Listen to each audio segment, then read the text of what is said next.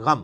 والذین کفروا وکذبوا بآیاتنا، اور جو لوگ ہماری آیات کا کفر کر دیں گے اور اس کو جھٹلا دیں گے، اولئک اصحاب النار، ایسے لوگ ہوں گے پھر جہنمی، ہم فیہا خالدون، وہ رہیں گے ہمیشہ ہمیش اس میں. تو جہنمیوں کی نشانی کیا ہے؟ جو اللہ کی کتاب سے بھاگے. جو کتابی نہیں ہے نا وہ جہنمی ہے. تو علمی کتابی ہونا چاہیے بندے کو، اور جو علم اور کتاب کو کہتا ہے سائڈ میں رکھو، اور سٹوریاں اور کہانیاں اور فرسودہ خیالات ان کو لے کے چلتا ہے، تو اس کے لیے پھر اللہ تعالیٰ نے دوزخ بنائی ہے. اچھا، یہ جو آیات ہے نا سورۃ البقرہ کی آیت نمبر 38، اس میں اللہ تعالیٰ نے ریویلڈ نالج کا ذکر کر دیا ہے، وحی کے علم کا، کتاب اور سنت بھی اس میں شامل ہے، کیونکہ سورۃ الاحقاف میں آگے 26ویں پارے کے پہلے صفحے پہ یہ آیت ہے، ایتونی بکتاب من قبل ھذا او اثارۃ من علم ان کنتم صادقین. نبی ان سے فرماؤ کہ اگر تم میری اس کتاب کو نہیں مانتے ہو تو اس کتاب سے پہلے جو باقی نبیوں پہ کتابیں نازل ہوئی ہیں یا کوئی علم کے آثار ان کے آ رہے ہوں. تو علم کے آثار کو اللہ نے کتاب سے الگ ذکر کیا. علم کے آثار کیا؟ سنت. تو تم سچے ہو تو پھر اس سے بات کرو. ایتونی بکتاب من قبل ھذا او اثارۃ من علم، کتاب اور علم دونوں آ گیا، علمی کتابی. ٹھیک ہو گیا؟ تو یہ ہے ریویلڈ نالج جو اللہ تعالیٰ اپنے پیغمبروں کے ذریعے دیتا ہے. پیغمبر اللہ اور مخلوق کے درمیان وسیلہ ہیں.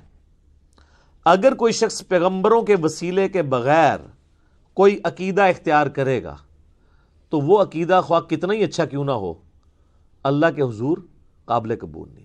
یہ وسیلہ، یہ پاکستان انڈیا والا نہیں، وسیلہ کہتے ہیں واسطے کو. اللہ اور مخلوق کے درمیان واسطہ پیغمبر ہے. پیغمبر کو اگر کوئی چھوڑ دیتا ہے تو ظاہر ہے پھر وہ اللہ کے بارے میں ایسی کوالٹیز کلیم کرے گا جس کو اللہ اون ہی نہیں کرے گا. پیغمبروں کو اللہ تعالیٰ رول ماڈل اس لیے بناتا ہے کہ انسان اپنی محبت میں کوئی اللہ کے ساتھ ایسے عقیدے وابستہ نہ کر دے کہ وہ اپنے ذوم میں تو وہ محبت میں کر رہا ہو اور اللہ تعالیٰ کو وہ چیزیں ناپسند ہوں. اب جن لوگوں نے یہ کلیم کیا کہ اس مخلوق میں اللہ تعالیٰ حلول کر جاتا ہے یا یہ مخلوق بھی خالق ہی نے مخلوق کا روپ دھار لیا ہے، تو یہ اللہ کی نفرت میں نہیں انہوں نے کیا، اللہ کی محبت میں کیا. انہوں نے کہا لا موجود الا اللہ، ہم اللہ کے سوا کسی وجود کو ماننے کے لیے تیار نہیں ہیں. پھر وہ اس میں اتنا غلو کر گئے کہ انہوں نے کہا یہ جو آپ کو مخلوق بھی نظر آ رہی ہے نا، یہ بھی اللہ ہی نے مخلوق کا روپ دھار لیا، نعوذ باللہ.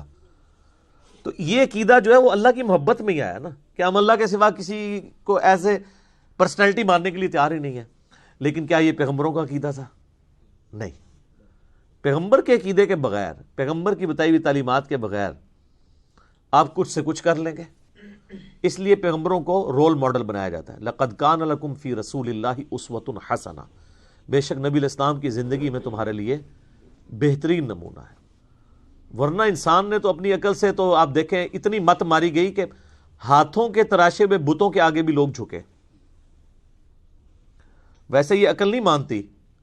اگر ہمارا پڑوسی ملک انڈیا نہ ہوتا اور وہاں پہ 90 کروڑ ہندو نہ ہوتے تو ہمارا دل کبھی نہ ٹھکتا کہ یار پڑھا لکھا بندہ بھی اپنے ہاتھوں کے بنائے بتوں کے آگے جھک سکتا ہے. تو جائیں سر، دنیا میں سب سے زیادہ پی ایچ ڈیز امریکہ کے بعد انڈیا میں ہے، اور وہ پی ایچ ڈی بھی بتوں کے آگے جھکے ہوتے ہیں. یہ تو اللہ بھلا کرے عامر خان کا کہ اس نے پی کے فلم بنا کے ان کا جنازہ نکالا ہے،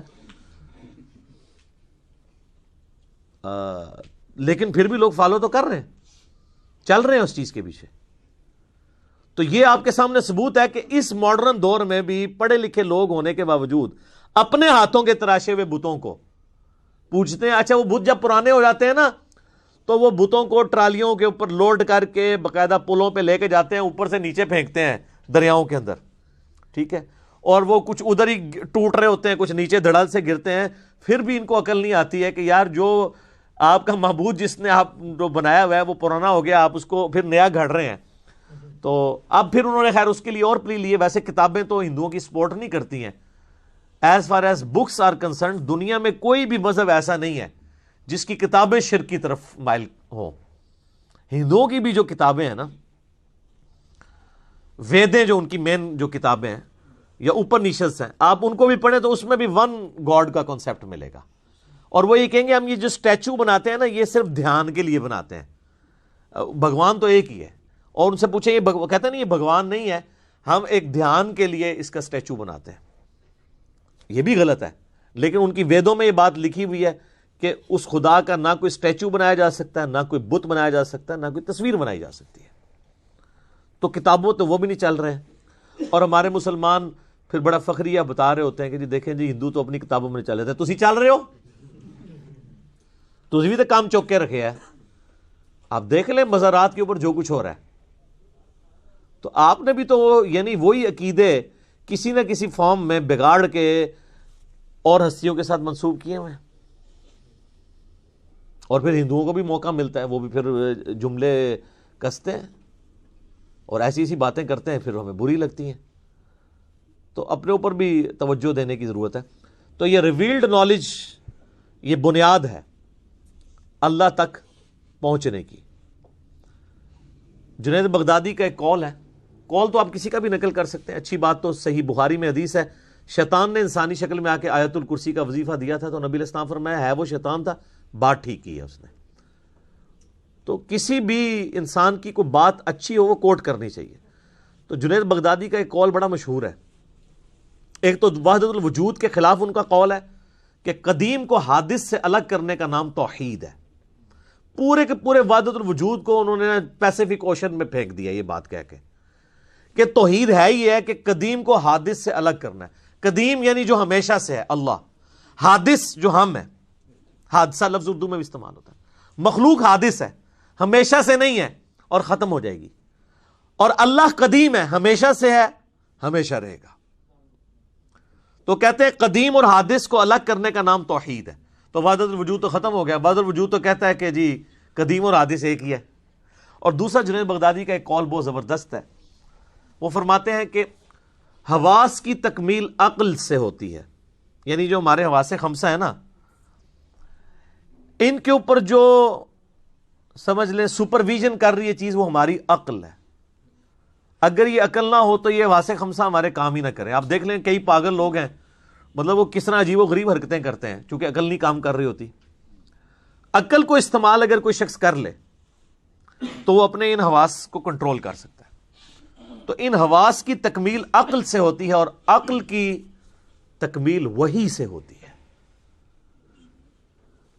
کیونکہ عقل تو صرف فزیکل فینامنا آف نیچر کے علم کے ساتھ ڈیل کرتا ہے، جو فزیکل ورلڈ ہے. The knowledge obtained through observations and experiments، science کا علم. سائنس فرشتوں کو ڈیٹیکٹ نہیں کر سکتی، عذاب قبر نہیں ڈیٹیکٹ کر سکتی، جنت نہیں دیکھ سکتی، جہنم نہیں دیکھ سکتی، اس لیے کہ وہ اس فزیکل ورلڈ کی چیزیں نہیں ہیں. اللہ نے لمیٹیشن کر دی ہے. جس طرح ہمارے کانوں کی لمیٹیشن ہے، ایک خاص فریکوینسی سے اوپر بھی آواز ہم نہیں سن سکتے، اس سے نیچے بھی نہیں سن سکتے. ہمارے سونگنے کی حص جو ہے وہ بہت کم ہے، کتے کی بہت زیادہ ہے. اس لیے آپ کو کتے نظر آتے ہیں ایئرپورٹس کے اوپر سمگلنگ والے لوگوں کو پکڑنے کے لیے. وہ ایسی چیزیں سونگ لیتے ہیں جو ہم نہیں سونگ سکتے. ہاتھیوں کی حساب دیکھ لیں، 40 کلومیٹر دور وہ زمین پہ پاؤں مار کے دوسرے ہاتھی کے ساتھ کمیونیکیشن کر لیتے ہیں. 40 کلومیٹر کوئی ولی نہیں کر سکتا، ہاتھی کر لیتے ہیں. چڑیا دیکھیں اڑ لیتی ہے، کوئی بزرگ نہیں اڑ سکتا ہے تو کوئی اڑ کے دسے. چڑیا تو ہم روزانہ اڑتے ہوئے دیکھتے ہیں. اور آپ دیکھیں کہ انسانوں کے بنائے ہوئے ڈرونز یا جہازوں کو اڑنے کے لیے، لینڈ کرنے کے لیے رن وے چاہیے، اور چڑیا کو آپ دیکھیں کوئی رن وے نہیں چاہیے.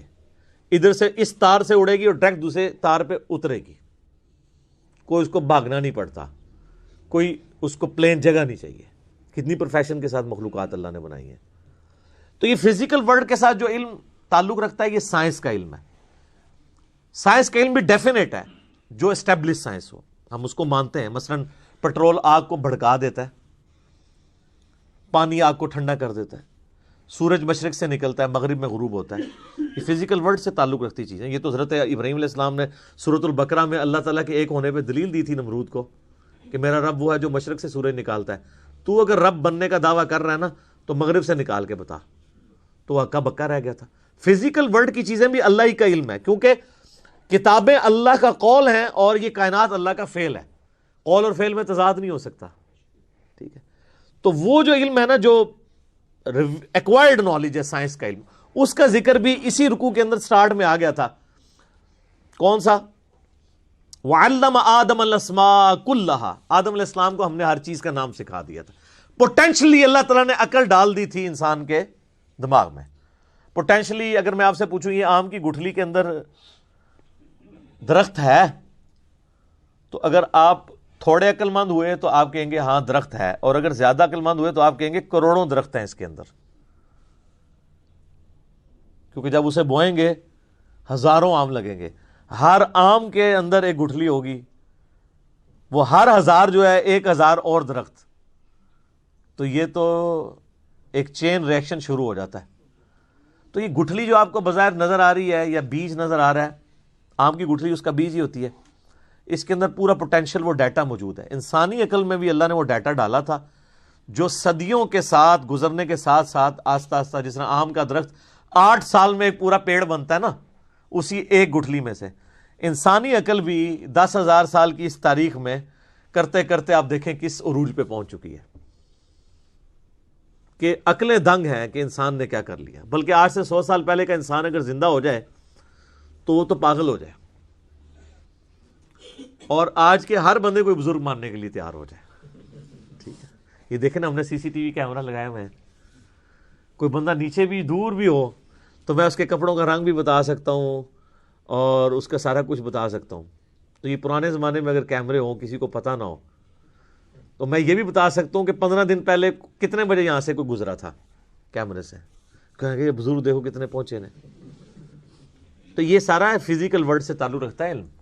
اس علم نے بھی کتنی ترقی کر لی ہے. تو اس چوتھے رکوع کے اندر اللہ تعالیٰ نے 2 علوم کا ذکر کیا ہے. سٹارٹ میں ذکر کیا ہے علم الاسماء کا, اور جس کے اوپر آج کل وہ جناب ناموں کا علم اور پتہ نہیں وہ نام بھی وہ حساب لگا کے رکھتے ہیں اور پتہ نہیں کیا کچھ کرتے ہیں, وہ یہ چیز نہیں تھی. پوٹینشلی عقل کی بات ہوئی, اور اینڈ پہ جا کے علم وحی کا ذکر آیا کہ علم وحی کو لے کے چلنا ہے. بس یہی 2 علوم ہیں جن کو قرآن مانتا ہے. اور 10 کمانڈمنٹس جو آئیں گی نا سورہ بنی اسرائیل کی آیت نمبر 36 میں 9th کمانڈ ہے, وَلَا تَقْفُ مَا لَيْسَ لَكَ بِهِ عِلْم. اے انسان کسی چیز کی پیروی اس وقت تک مت کرنا جب تک کہ اس کے بارے میں تمہیں علم نہ آ جائے. اِنَّ السَّمْعَ وَالْبَصَرَ وَالْفُؤَادَ كُلُّ أُولَٰئِكَ كَانَ عَنْهُ مسئولا. بے شک کان, آنکھیں اور عقل اس کے بارے میں تم سے پوچھا جائے گا تم نے اس کو استعمال کیوں نہیں کیا. تو اللہ تعالیٰ نے یہ چیز پوچھنی ہے مرنے سے پہلے. اے مسلمان کر لے اس پہ غور, کتابوں کا خدا اور ہے بابوں کا خدا اور. یہ اللہ نے پوچھنی ہے بات کہ تو نے مرنے سے پہلے علم حاصل کیا تھا, یا تیرا ماننا یہی تھا کہ کالی بلی رستہ کاٹ دے تو نحوست ہے, گھر کی منڈیر پہ کوا بیٹھے تو مہمان آنے کی دلیل ہے, جوتی پہ جوتی چڑھ جائے تو سفر لکھا ہوا ہے. یہ تو مانتا تھا. اور گائے نے ایک سینگ کے اوپر زمین اٹھائی ہوئی ہے, دوسرے پہ اٹھاتی ہے تو زلزلہ آ جاتا ہے. ہسدے پہ نسارے تہاڈا بھی ذکر ہے.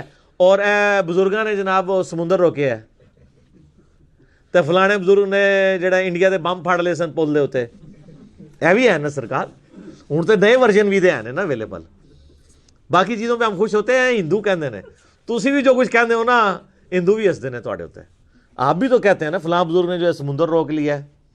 یہ لادہ بات ہے کہ وہ بزرگ جب زندہ ہوتے ہیں ان کا پیشاب بند ہوتا ہے تو وہ آغا خان ہی لے کے جانا پڑتا ہے انہیں. یہ لادہ بات ہے کہ اپنا پیشاب, اور اگر پیشاب رک رہا نہ ہو تو وہ پیشاب روک بھی نہیں کوئی سکتا. دماغ سے آپ دیکھیں کئی لوگوں کے وہ سگنل ایسے جنریٹ ہوتے ہیں, ہارمونس ڈسٹرب ہو جائے تو آپ اپنا پیشاب پہ خود کنٹرول ہی نہیں رہتا. آپ لوگ بیمار ہوتے ہیں, آپ کو اٹھا کے مزاروں پہ لے جاتے ہیں, اور مزاروں والے جب بیمار ہوتے ہیں انہیں اٹھا کے ہاسپٹل لے جاتے ہیں, اور ہاسپٹل بھی وہ DHQ میں نہیں لے کے جاتے, شفا میں لے کے جاتے ہیں یا آغا خان میں. تو اپنے بارے میں وہ بہت سینسٹیو ہے. تو یہ 2 علوم ہیں, ریویلڈ نالج اور ایکوائرڈ نالج, جن کو اسلام مانتا ہے. اسی کے اوپر ساری بنیاد ہے. اب میرے بھائیوں مسلسل 9 رکوع اگلے سابقہ امت مسلمہ بنی اسرائیل, ان پہ اللہ تعالیٰ نے فرد جرم عائد کی ہے. انتہائی سوز و گداز ہے جی ان 9 رکوعوں کے اندر۔ اللہ تعالیٰ نے ایک قوم سے اتنا پیار کیا، 3 کتابیں ان میں بھیجیں، تورات، زبور، انجیل، سینکڑوں صحائف بھیجے، ہزاروں پیغمبر بھیجے، لیکن جب انہوں نے انبیاء کی تعلیمات سے روگردانی کی تو اللہ کے عذاب کا کوڑا ان پہ پڑا۔ اللہ نے ان کی ہزاروں سال کی جو مسند تھی ان سے لے کے نئی امت اس کی جگہ کھڑی کی، امت محمدیہ صلی اللہ علیہ وآلہ وسلم، اور اس کے سمبل کے طور پہ تحویل قبلہ بھی کر دی، بیت المقدس سے قبلہ چینج کر کے خانہ کعبہ کر دیا۔ اس کے اندر اللہ کی طرف سے پیغام ہے، اور مصحف میں اس کا شروع میں ہونے میں اشارہ ہے کہ مسلمان کسی زوم میں نہ رہیں کہ وہ بڑی لاڈلی امت ہے۔ تم سے پہلے بھی لاڈلی امتیں گزری ہیں، لیکن جب وہ نبیوں کی تعلیمات کو، کتابوں کو پس پش ڈال دیتی ہیں تو پھر اللہ تعالیٰ کے عذاب کا کوڑا ان پہ برستا ہے، تم پہ بھی برسے گا۔ اور آپ دیکھیں گے اللہ تعالیٰ ان کی کئی ایک غلطیاں اس میں گنوائے گا، اور ہر غلطی کے گنوانے کے بعد ایک یونیورسل ٹروتھ آئے گا۔ ویسے تو بڑے بڑے 7 یونیورسل ٹروتھ اس میں آئیں گے، لیکن اگر آپ باریکیوں میں دیکھیں تو یہ 12-13 کے قریب یونیورسل ٹروتھس آئیں گے کہ جو یوں کرتا ہے اللہ کا اس کے بارے میں فیصلہ یہ ہے، چاہے وہ جو بھی ہے۔ یہ نہیں ہے کہ عام بندے نے ٹریفک سگنل توڑا ہے تو اس پہ سزا ہوگی، اور ٹریفک والا جو خود پولیس کا آفیسر ہے وہ توڑے گا تو اسے سزا نہیں دی جائے گی۔ نہیں، اللہ تعالیٰ نے ایک ہی رول رکھا ہوا ہے، جسے فٹ اسے گفٹ۔ اور بنی اسرائیل کی پوری ہسٹری جو ہے نا ان 9 رکوعوں میں ان کی ہسٹری کے واقعات کو کور کیا ہے، لیکن اجمالاً کیا ہے۔ کچھ واقعات ایسے ہیں جن کی ڈیٹیلز اس میں نہیں ہے، وہ آگے چل کے سورۃ الاعراف میں آ جائے گی، سورۃ القصص کے اندر آ جائے گی، سورہ طٰہٰ کے اندر آ جائے گی۔ لیکن چونکہ یہ یہودیوں کو ایڈریس کیا جا رہا تھا، یہودیوں کو اجمالاً یہ باتیں پتہ تھی، ٹھیک ہے۔ جس طرح ہم ایز اے پاکستانی نیشن ہمیں کئی ایک چیزیں پتہ ہیں۔ اگر ہم اشارتاً بات کریں کہ جی وہ کارگل کی جنگ، تو اب وہ بتانے کی ضرورت نہیں ہے کب ہوئی تھی، اس میں کیا ہوا، پتہ ہے۔ 65 کی جنگ، 71 کی جنگ، اس طریقے سے بنی اسرائیل کی ہسٹری میں بھی ان کو ایک چیزیں پتہ تھی، یا مسلمانوں کی ہسٹری میں غزوہ بدر، احد، اس کی ڈیٹیلز نہ بھی ہو، صرف ان کے نام بھی ذکر ہوں تو وہ ایک پورا نقشہ مسلمانوں کے ذہن میں آ جاتا ہے۔ چونکہ یہودیوں کو ایڈریس کیا جا رہا تھا، پلس عیسائیوں کو بھی، چونکہ دونوں بنی اسرائیل تھے، سابقہ امت مسلمہ تھی، اس لیے اشارت ان کے واقعات کا ذکر کیا کہ بھی تم نے یہ کیا، یہ کیا، یہ کیا، اس کے اگینسٹ پھر ہمیں یہ کرنا پڑا۔ تم ہماری لاڈلی امت تھے، تمہیں ہم نے سارے جہان والوں پہ فضیلت بخشی تھی۔ یہ 2 دفعہ آیت ریپیٹ ہوگی کہ بنی اسرائیل کو ہم نے تمام جہان والوں پہ اپنے زمانے میں فضیلت بخشی تھی، لیکن جب وہ نبیوں کا راستہ انہوں نے چھوڑ دیا، کتابوں کو چھوڑ دیا، اور بابی ہو گئے کتابی کی بجائے، اپنے علماء کے پیچھے لگ گئے، تو پھر ہم نے انہیں معزول کر دیا۔ اور صرف معزول نہیں کیا، ضربت علیہم الذلہ والمسکنہ، ہم نے ان پہ ذلت، مسکنت اور اللہ کی طرف سے غضب ان کے اوپر مسلط ہو گیا۔ بنی اسرائیل کون ہے؟ اسرائیل ہبرو لینگویج میں، عبرانی زبان میں کہتے ہیں اللہ کا بندہ۔ یہ ایل کا لفظ جو ہے نا اللہ کے لیے استعمال ہوتا ہے۔ اسرائیل، جبرائیل، میکائیل، اسرافیل، اور تہاڈا یار عزازیل، شیطان کا نام عزازیل ہے، وہ بھی اللہ کا بندہ ہی سی، عزت والا۔ اچھا، تو یہ ہبرو لینگویج میں استعمال ہوتا ہے۔ اسرائیل جو ہے یہ لقب تھا سیدنا یعقوب بن اسحاق بن ابراہیم علیہم السلام اجمعین۔ حضرت ابراہیم علیہ السلام کے 2 بیٹے تھے نا، سیدنا اسماعیل علیہ السلام اور سیدنا اسحاق۔ حضرت اسحاق علیہ السلام کی اولاد میں پھر بنی اسرائیل ہوئے، کیونکہ ان کا بیٹا تھا یعقوب۔ یعقوب کا لقب تھا اسرائیل، اللہ کا بندہ۔ اور اس کا ذکر آپ کو سورہ آل عمران کے اندر مل جاتا ہے، پارہ نمبر جو 3 ہے نا۔ یہ کئی لوگ پوچھ بھی رہے ہوتے ہیں کہ جی یہ، کیونکہ ایسا بھی فتنہ اٹھا ہے کہ لوگ یہ کہہ رہے ہیں جی بنی اسرائیل جو ہے نا وہ اسرائیل، تو حضرت یعقوب کا نام کہیں وارد نہیں ہوا۔